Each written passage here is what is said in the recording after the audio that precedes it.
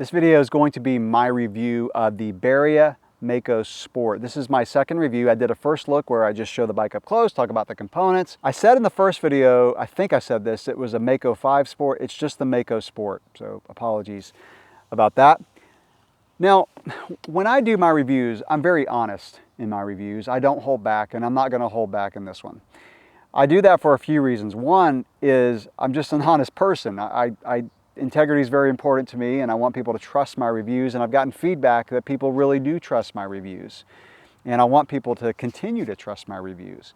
The other thing is I want manufacturers to listen to my opinion about things that could be changed to make a bike a lot better. Even though I have a pretty small voice in the bike industry, it's gotten a little bit bigger over the years. It's still pretty small probably, but hopefully manufacturers will listen to my opinions as far as components and even frame design. So let's talk about the good things about this bike first. It has a really good ride quality. It's a cross-country bike. It's very racy feeling, and it likes to go fast. And it's got a very confident feel in the corners. Like the front end just feels really planted. Like when you're hammering in and out of corners, it pops into corners, holds its line really well. The carbon is a high quality carbon. It's stiff where it needs to be. And I mentioned lateral stiffness a lot, but for a good reason. A bike needs to be laterally stiff, and this bike is laterally stiff, so it holds a line really, really well in the corners. The shock has a really progressive feel. It ramps up quickly, which some people will like, some people may not, but it's got a good feel for cross country. This would make a really good race bike because it has a very solid pedaling platform. In fact, what's interesting is I only ran 85 PSI in the rear shock. And that's going to suit heavier riders really well because you don't have to pump up the rear shock to like 300 pounds. I noticed that it takes a really big hit on this bike to get it to have full travel. I even opened up the rear shock expecting to find a volume reducer. I did not. That ramp up feel is again going to give it a really nice pedaling platform. Not the plushest bike, but it's a bike that likes to go fast. Now, the head angle in this bike is a 69.2, which I feel like is too steep. The sweet spot for me for cross country is 67 to 68 degrees. So the head angle is a little bit dated. Now, you could put a 120 fork on this bike. So it's 100 millimeters of travel, both front and rear. You could put a 120, however, that's gonna make the seat tube a little bit too slack because it's already only like 74.2, something like that. You can look it up online, but if you put a 120 fork on it, which I think it should have, I think every cross-country bike should have a 120 now. It's just my opinion, but 100 is getting a little bit dated, especially 32 millimeter stanchion tubes. Not bad. Like this bike rides fine with a 100. It's racy, it's poppy, it's playful. I hate to use that jargon, but it is a playful bike. Now let's go over the components since I've already mentioned the fork. I do like the suspension as far as using Fox, both front and rear. Really nice spec. Bike shifted well. I really like the SRAM DB8 brakes, mineral oil brakes. I like them a lot. They have a nice modulation, nice feel to them. Even though it's SRAM NX shifting, the bike shifted well, so no problems there. Also, the rims felt good. The Fulcrum rims, nice feel to them. They are stiff for aluminum rims. Again, really nice feel. That they're not too harsh. Now let's talk about the negative components, and these are the components that I feel make this bike feel like it's 10 to 15 years old, as far as how the bike felt for these components. And again, this is where I hope manufacturers will listen to my little voice and just change these because listen, I don't know if this is a European thing. This is the second bike that I've tested from Europe where I think the components could be a little bit different. First of all, the stem, it's a 100. Too long for cross country today. 10, 15 years ago, it was normal. Too long today. I run a 60 on my personal cross country bike. I run a 40 on my down country bike. Both of those feel great. 100's too long. Bars, too narrow. 740s. I run 780s on my personal cross country bike. I run 800s on my down country bike. I would rather have the option of trimming the bars versus having bars that are too narrow that I have to replace if I want wider bars. The tires are a bit too narrow. They say 2.25. I measured them with a gauge and they measured to be about 2.1 to maybe 2.15. So a bit too narrow. The best size, 2.4 in the front, 2.35 in the back. That's cross country.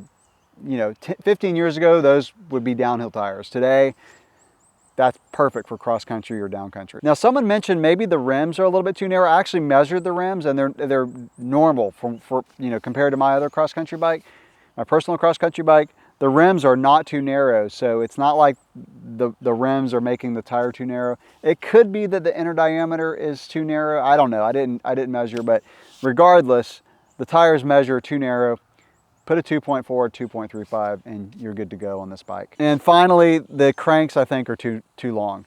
They're 175s. This bike has a pretty low bottom bracket, which is good. I like the way low bottom bracket bikes feel, but run 170s. All my bikes now have 170s, and they are low bottom bracket bikes, and it's perfect. I had some pedal strikes on this bike that I would not have had if the cranks were 170s. That's not quite as big of a deal as the bars and the stem and the tires, but again, I think this bike should have 170s. Now let's talk about the big negative of this bike, and that is the fact that from the moment I started riding it, it was creaking and popping and squeaking. At first, I thought it was the pivots, when I still think something's going on with the pivots. I tried tightening them, it didn't help. And then it sounded like the cables were rattling around inside the frame, which maybe they were. And I'll just say, I am not a fan of cables that route through the head tube. I work on my own bike. A lot of you work on your own bike. I'm seeing more bikes come with cables that go through the head tube. I don't like it because you have to drop the fork out to route the cables. I don't know if this bike has channels inside. Like my Transition, my Niners, they have channels that go inside the frame to route the cables through. So you just push it through the side. That's the best place to route cables. You run it through the side, it just goes down through a channel, no rattling around. So to me, it sounded like cables were rattling around inside. The squeaking noise, I can't figure it out. The only thing I can think of is there's a cable rubbing somewhere. Just to give you an example of what I'm talking about, here's a clip from my ride that I did this morning. You can hear the noise of the bike, and everything you hear in the video is not trail chatter, it is bike chatter.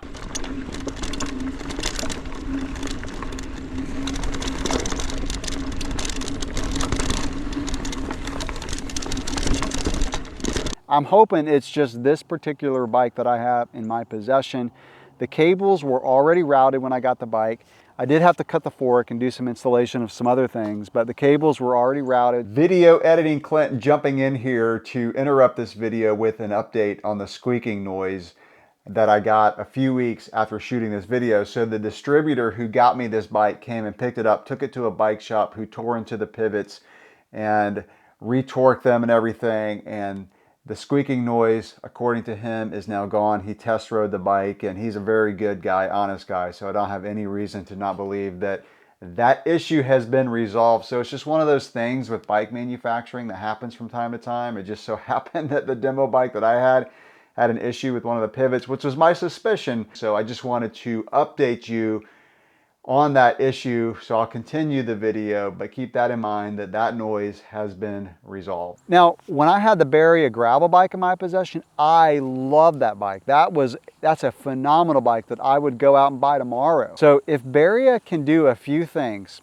change the components to what I mentioned, that would instantly make this bike better to ride, because I was just not confident in the corners with the long stem and narrow bars and narrow tires. The narrow tires especially made the bike just not have a good planted feel in terms of the tire. Now the frame feels great as far as being planted, but the tires, especially when things got a little rough, got a little loose, the tires just were not wide enough. And the tires also have a knob in the middle where, like, if you try to ride on the road with no hands, like the bike it just flops from side to side. So the bike wants to be on edge. The tires grip pretty good in the corner. They just are too narrow to feel confident in the corners. But back to what I was saying, if Berria could change the components and then make the head tube angle a little bit slacker, this could be a great bike because it's nice carbon. And there's some really nice ride qualities about the frame. But as I mentioned in the beginning of the video, I don't hold back in my reviews. I ride a lot of high-end bikes, and I know what rides nice and I know what doesn't. Not that I'm like a professional racing every weekend, but I've got a lot of miles in my legs on mountain bikes. And I have a pretty good idea today of what works well and what doesn't. So that's my opinion. That's my review of the Berria Mako Sport. If you've ridden one of these, let me know. Do you think I'm crazy? Do you agree? We'd love to know. That'll wrap it up for this video. As always, thanks for watching.